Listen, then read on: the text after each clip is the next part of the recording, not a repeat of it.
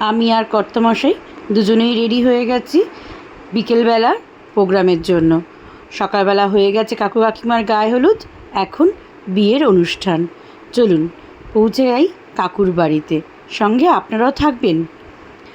কাকুর বাড়িতে পৌঁছে গেছি, গেস্টরাও অলমোস্ট চলে এসছে, সবাই রেডি, দেখতেই পাচ্ছ সবাই রেডি হয়ে বসে রয়েছি।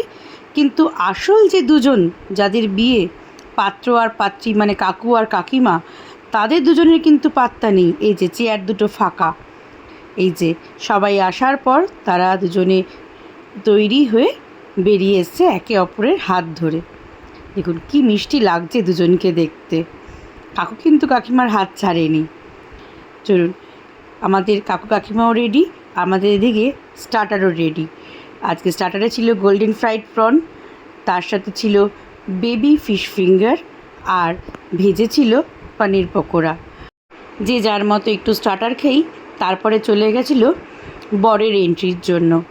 কাকু পাত্র সেজে ঘরে এন্ট্রি নিতে গেছিলো, তখনই সবাই মিলে গেট ধরেছে। আগে চাওয়া হয়েছিল 25,000, তারপরে অ্যাট লাস্ট ফাইনাল হয়েছে 10,000 টাকায়। তারপরে কাকু ঘরে ঢুকতে পেরেছিল বিয়ে করার জন্য। সে অ্যাট লাস্ট সবাই মিলে রাজি হয়েছে। তারপর কাকু ঘরে ঢুকেছে, ঢুকেই প্রথমে হয়েছিল শুভদৃষ্টি।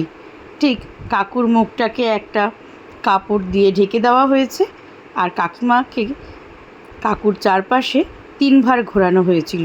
নিয়ম 7 বার ঘোরানোর, কিন্তু যেহেতু কাকিমা অসুস্থ তাই 3 বারই ঘোরানো হয়েছিল। দেখতেই পাচ্ছ কি মজার হচ্ছে জিনিসটা। এদিকে মাম্মাম আর মাঙ্কু কাকিমাকে ধরে ধরে ঘুরিয়ে নিয়েছিল 3 পাক, 7 পাক আর ঘোরানো হয়নি। গুরুজনদের এরকম প্রোগ্রাম যদি আমরা ছোটরা অ্যারেঞ্জ করি, সত্যিই খুব আনন্দ হয়। যেমন গুরুজনদেরও আনন্দ হয় যে আমরা করেছি, আর আমাদেরও আনন্দ হয় যে আমরা তাদেরকে এইটুকু আনন্দ দিতে পেরেছি। চলো, কাকিমার 3 পাক ঘোরা হয়ে গেছে, এবার হচ্ছে শুভদৃষ্টি।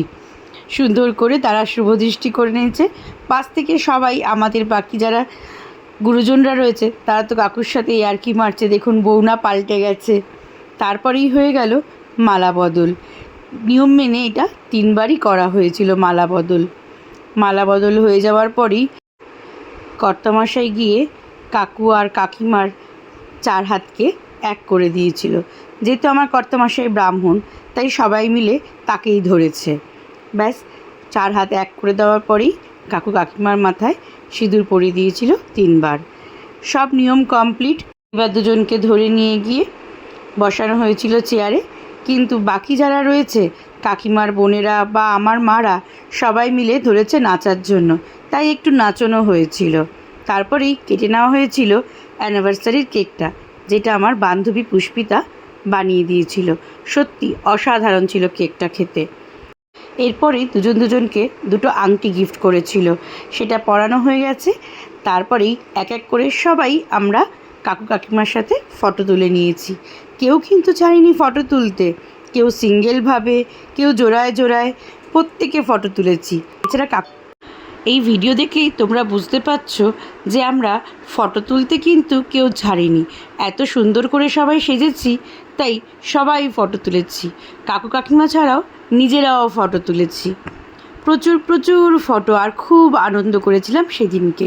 আরও বেশি আমরা আনন্দ পেয়েছিলাম গুরুজনদের এত আনন্দ করতে দেখে। আজকে আমাদের এই খাবারের নাথ ডেকোরেটার্স সব অ্যারেঞ্জ করেছিল।